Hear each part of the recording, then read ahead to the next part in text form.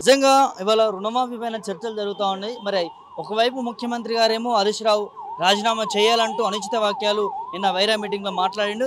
ఇంకోవైపు బీఆర్ఎస్ నాయకులు అసలు 2 లక్షల రుణమాఫీ కాలేదని చెప్పి కూడా ఏదైతే నిరసన దిగిరి ఇవాళ మరి వారితో మాట్లాడి తెలుసుకుందాం ఏం చెప్తారు ఏందని. చెప్పండి అన్న, ఎట్లా ఇప్పుడు ఇలా బీఆర్ఎస్ పార్టీ నుంచి హరీష్ రావు గారు రాజీనామా చేయాలా, ఒకవైపు ముఖ్యమంత్రి గారు 2 లక్షల రుణమాఫీ అయిపోయిందని చెప్తా ఉన్నాడు. ఇవన్నీ ముమ్మాటికి అబద్ధం. 2 లక్షలు ఎట్ అ టైం ఏడ చేసిండు.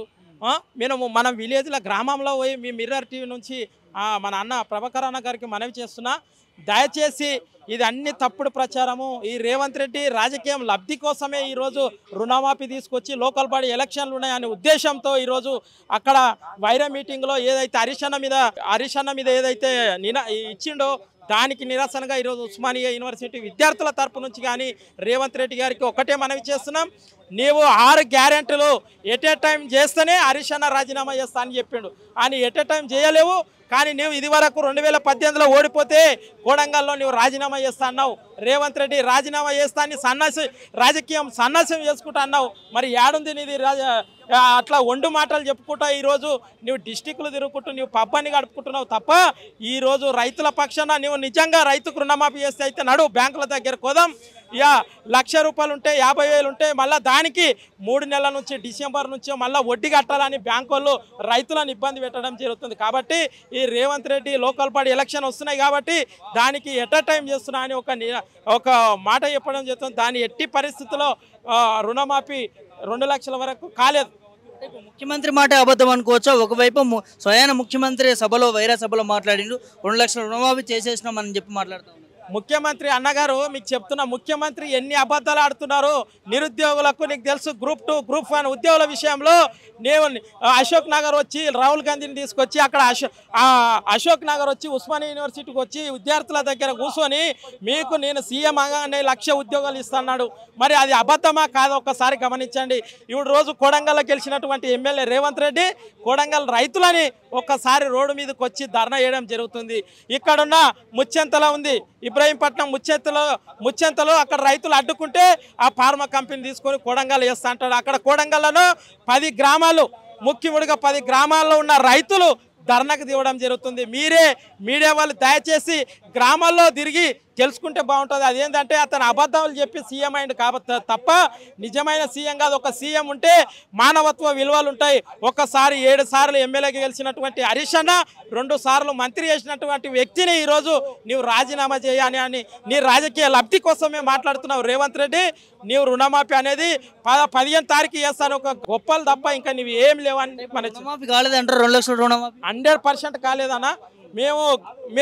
మీరు వస్తుంటే ఎక్కడ ఏ జిల్లా కోదాం, ఆ జిల్లాలో ఏ గ్రామం కోదాం, ఆ బ్యాంకుల దగ్గర కూర్చుందాం, రైతులని తీసుకొస్తా 2 లక్షల రుణమాఫీ అయిందంటే మేము ఉస్మానియా యూనివర్సిటీ విద్యార్థులతో నీకు సన్మానం చేస్తాం.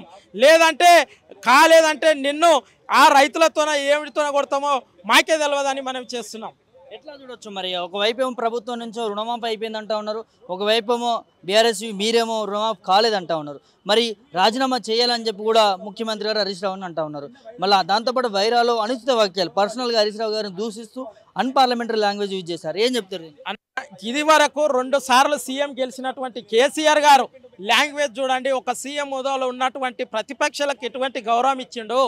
ఈరోజు రేవంత్ రెడ్డి ఆయననే విలాను, ఆయననే హీరో, ఆయననే రౌడీజంగా అది భాషన ఏషన. ఒక్కసారి మీడియా మిత్రులు చాలామంది ఇట్లా ఫోన్లు చేయడం జరుగుతుంది. ఏం లాంగ్వేజ్? ఆ కాంగ్రెస్లో ఉన్నటువంటి ఎమ్మెల్యేలు కానీ మంత్రులు కానీ రేవంత్ రెడ్డిని యొక్క తీరు చూస్తే ఈయన 6 నెలలు చేసింది గ్రేట్, లేదంటే 4 ఏళ్ల వరకు ఉంటాడో లేదో ఆయనకే నమ్మకం లేదు. కాబట్టి మళ్ళా ఆయన పోస్టు పోతుందనే ఉద్దేశంతో హరీష్ అన్ననో కేటీఆర్ అన్ననో అదే కేసీఆర్ తిడితే నేను ఒక హీరో అవుతా అని రాహుల్ గాంధీతోనో తప్ప ఆయనకి ఆది చిత్తశుద్ధి లేదు. ప్రజల మీద ప్రేమ అభిమానం ఏది లేదు. ఓట్లు వేసుకున్నాడు. ఆయన ఫారిన్లు తిరుగుకుంటా జిల్లాలో పర్యటన తిరుగుకుంటా లోకల్ బాడీ ఎలక్షన్లు వస్తున్నాయి, దానికోసం ఏదో ఒకటి బట్టగాల్సి మీనేద్దామనే విధంగా ఈరోజు రేవంత్ రెడ్డి గారు హరీష్ రావుని అనే ముందు ఒక్కసారి నీ గుండె మీద చేసుకోవాలి. ఏ రోజైనా తెలంగాణ కోసం ఏ రోజైనా నీ ఉద్యమం చేసినావా? నీ గుండె మీద చేసుకొని చెప్పాలని మనం చేస్తున్నా. ఎప్పుడు అయినా ఆంధ్రలో బూట్లు నాకినావు. ఈరోజు నిన్ను తెలంగాణ ప్రజలు కేసీఆర్ గారిని బంగారు తెలంగాణ చేస్తున్నటువంటి కేసీఆర్ గారిని మంచి పరిపాలన చేస్తుంటే ప్రజలు నీకు నిరుద్యోగులు అందరు కలిసి నువ్వు 1,00,000 ఉద్యోగాలు వేస్తావు అది వేస్తావు అనే ఉద్దేశంతో ఈరోజు నిన్ను సీఎం చేస్తే నీవు ఇక్కడున్న మన మాజీ మంత్రి మీద హరీష్ అన్న మీద నువ్వు అలా మాట్లాడడం తప్పు. నువ్వు ఒక్కసారి నువ్వు అరే అంటే అరే అంటాం, తంత అంటే తంత అంటాం. ఇప్పుడు మాకు టీఆర్ఎస్లో బీఆర్ఎస్లో ఒక క్రమశిక్షణ అన్న తమ్మి అనే ఒక ప్రేమాయతగా మాకు చెప్పాడు.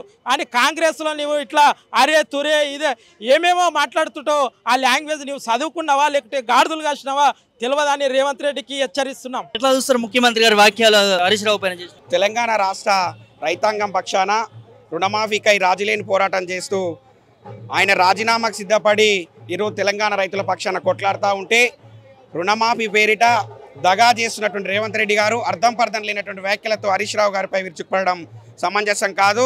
తెలంగాణ ప్రజల ముందల ఇది సభ్య సమాజం తలదించుకునేటువంటి పరిస్థితికి రేవంత్ రెడ్డి గారు తీసుకొస్తా ఉన్నారనే విషయాన్ని కూడా తెలియజేస్తూ తెలంగాణ రాష్ట్రంలో ఉన్నటువంటి 47 లక్షల మంది రైతులకు రుణమాఫీ చేస్తానని చెప్పి 31,000 కోట్లతో రుణమాఫీ చేస్తానని చెప్పి నేడు అది 22 లక్షల రైతులకు కుదించి 17,000 కోట్ల రూపాయలతో రుణమాఫీని సగంగా రుణమాఫీ చేసి తెలంగాణ రైతులను దగా చేసినటువంటి చరిత్ర రేవంత్ రెడ్డిది. అసెంబ్లీ ఎన్నికల్లో గెలిచిన వెంటనే డిసెంబర్ 9న రుణమాఫీ చేస్తానని చెప్పి వాటిని ఆ యొక్క హామీని విస్మరించి పార్లమెంట్ ఎన్నికలకు ప్రచారాస్త్రంగా మలుచుకొని వెళ్ళినటువంటి ప్రతి ఊరిలో ఉన్నటువంటి గుడిలో దేవునికి మొక్కుగా రానున్నటువంటి పార్లమెంట్ ఎన్నికల తర్వాత 2 లక్షల రుణమాఫీ చేశానని చెప్పి ఏకకాలంలో 2 లక్షల రుణమాఫీ చేశానని చెప్పి నేడు అదే దేవుడికి శటకోపం పెట్టి రైతులను నిండా ముంచినటువంటి చరిత్ర ఈ రేవంత్ రెడ్డిది అనే విషయాన్ని కూడా తెలియజేస్తూ అయ్యా రేవంత్ రెడ్డి గారు గౌరవ హరీష్ రావు గారి పైన అవాక్కులు చవాకులు పీల్చేటువంటి స్థాయి అర్హత మీకు లేదనే విషయాన్ని కూడా తెలియజేస్తూ ఉన్నాం. అయ్యా రేవంత్ రెడ్డి గారు హరీష్ రావు గారు తెలంగాణ ఉద్యమంలో తన కుటుంబానికి సంవత్సరాల పాటు దూరమై తెలంగాణ సాధనే లక్ష్యంగా తన ప్రాణాలు సైతం పణంగా పెట్టి తెలంగాణ కోసం పోరాటం చేసినటువంటి నాయకుడు హరీష్ రావు గారు అనే విషయాన్ని కూడా తెలియజేస్తూ జై తెలంగాణ.